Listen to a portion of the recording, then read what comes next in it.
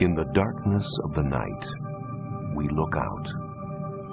Children in an age-old universe. We try to find the man in the moon and search for meaning in the stars. We look for answers. We look for life, perhaps not as we know it. A world away, or is it? What I saw was real. It was damn real. Over the last 50 years, reports of UFOs and of encounters with extraterrestrial beings have reached astronomical proportions.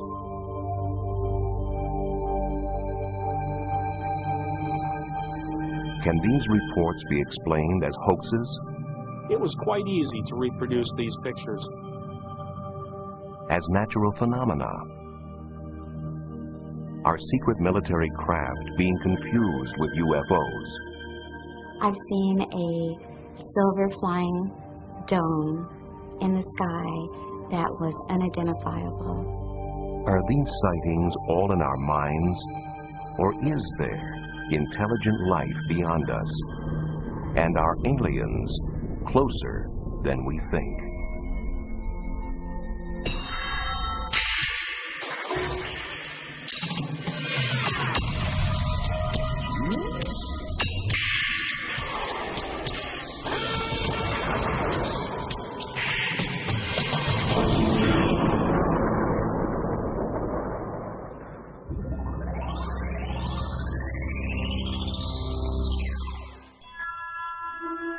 We have long been intrigued by the notion of life on other planets, and our popular culture has been filled with images of UFOs for decades.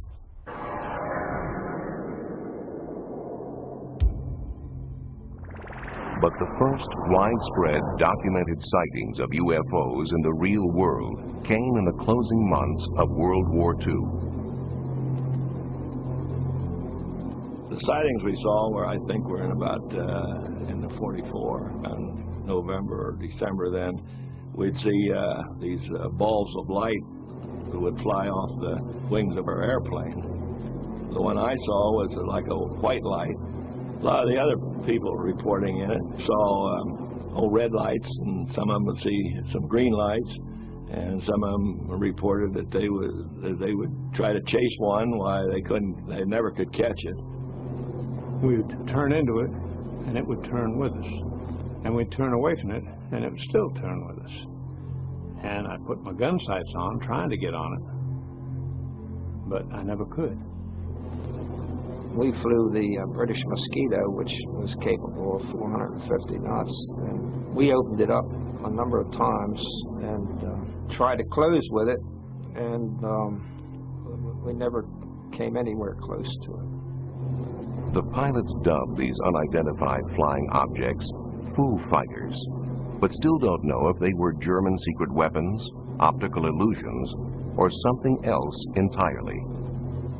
I think the book is open on whether it was imagination, hallucination, or really extraterrestrial or German ground control object. But I haven't seen anything in 50 years that changed the perception of what they were other than unidentified flying objects.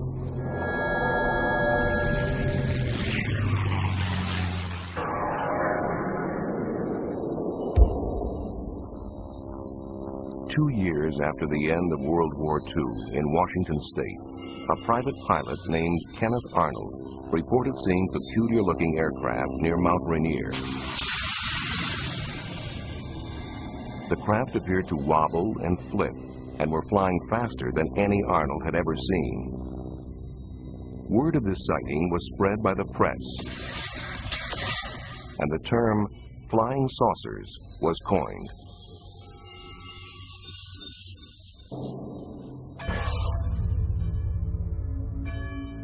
Although life in post-war America seemed tranquil enough, such reports of unidentified flying objects began to multiply. Were these UFOs Soviet reconnaissance planes? Could this explain their apparent presence around U.S. military bases? Fear began to emerge. Atomic secrets could be at risk. national security at stake.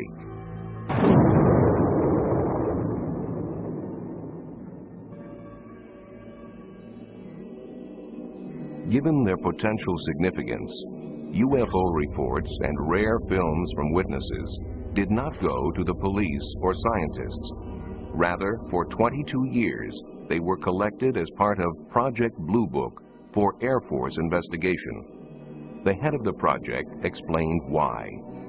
First of all, to try to determine if the UFO phenomena presents a threat to the security of the United States. And second, to determine if the UFO phenomena exhibits any technological advances which could be channeled into research and development.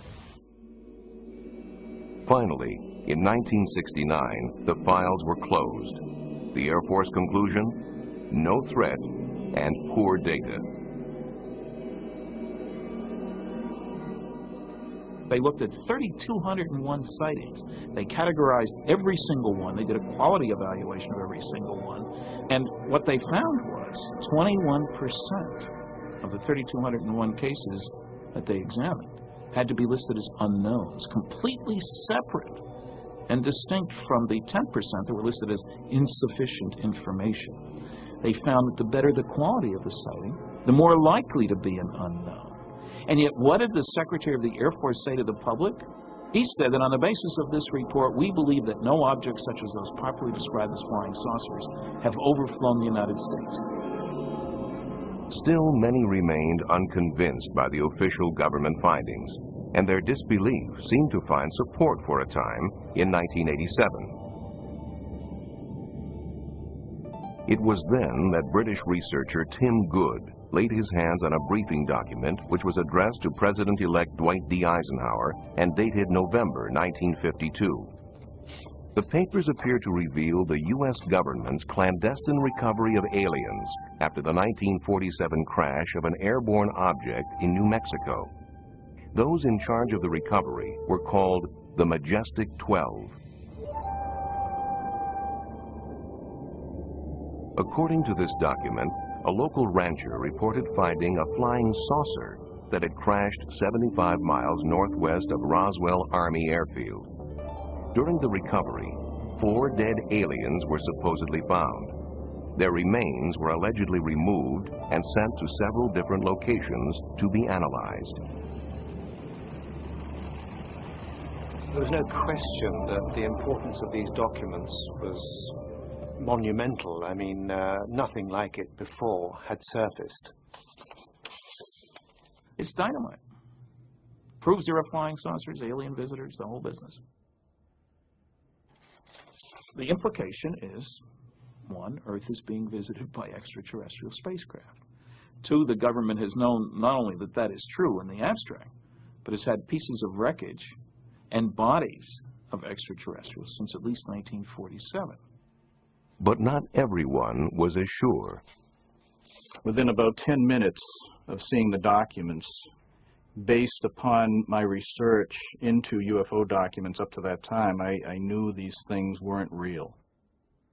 Among the documents Tim Good received was a memorandum from President Truman to his Secretary of Defense. Critics claim that his signature is identical to that on another document, a problem for document analysts. Now, anyone familiar with forensic document analysis knows that a person signing their name never signs it twice in the exact same way.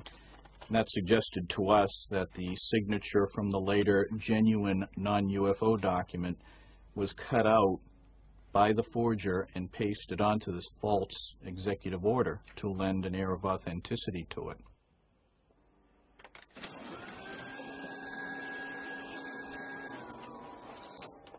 They say that signature on there is identical to another signature from a different memo, which I found in the first place. I say if you hold them up to a light table, they are clearly not identical. Regardless, though Tim Good admits the letter itself may be a fabrication, he does not dismiss the information contained within.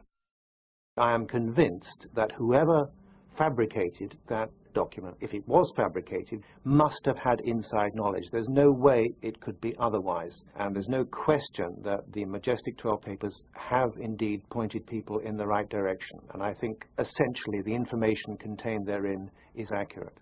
Eventually, to get a more complete overview of government documentation regarding UFOs, the Citizens Against UFO Secrecy went to court. The National Security Agency, however, tried to block them. We filed for the 21-page above top secret affidavit. The judge had referenced it in his finding, and we eventually got it. The only trouble is, as you start to go through it, you find that it's blacked out, and pretty soon all blacked out. 75% of the document isn't there, and people say, scrape away the black, there's nothing underneath. They Xerox it first.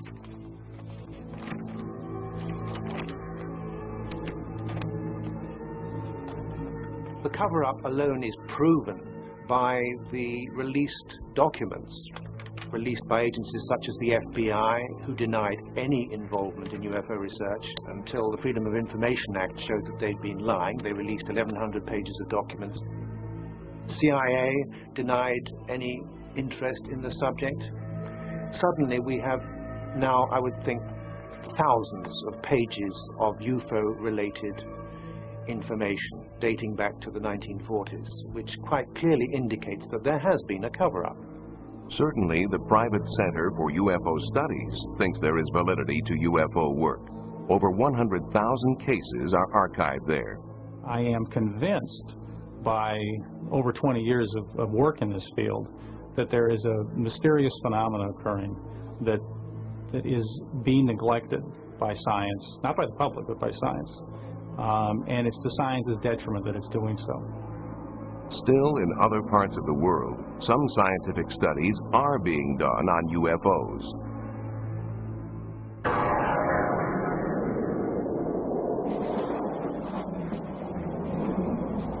In March 1990, in the former Soviet Union, fighter planes scrambled to investigate pulsing lights northeast of Moscow. For 3.5 hours, they stalked the lights, which moved at speeds up to 3,000 miles an hour. No radar image appeared on the screens of ground stations, but photographs were taken, and thermal imaging produced results. For the Chief of Air Defense Forces, these secret results were proof enough of UFOs. Though journalists are asking if there are other sightings, these 1990 cases were only one supported by evidence.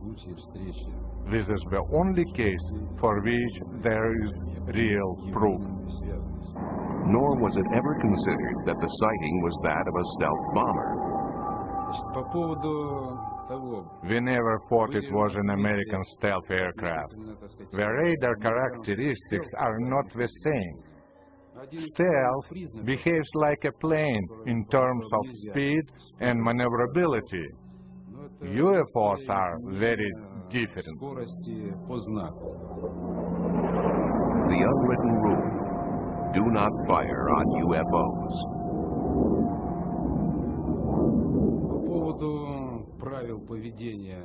As far as official instructions are concerned, we in air defense have certain unwritten rules that mean we do not fire at UFOs.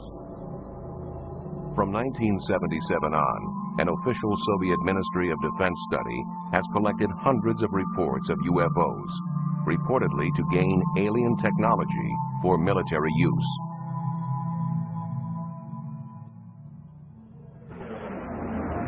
Their files list many cases.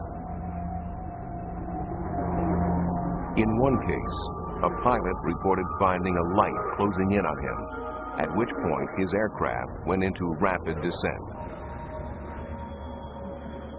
Though he landed safely, there was damage to the left wing.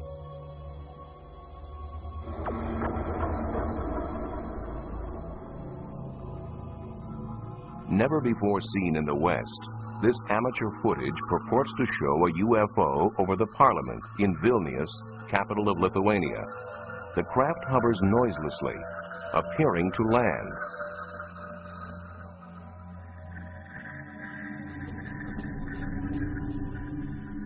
At dawn the next morning, local militia videotaped this nearby.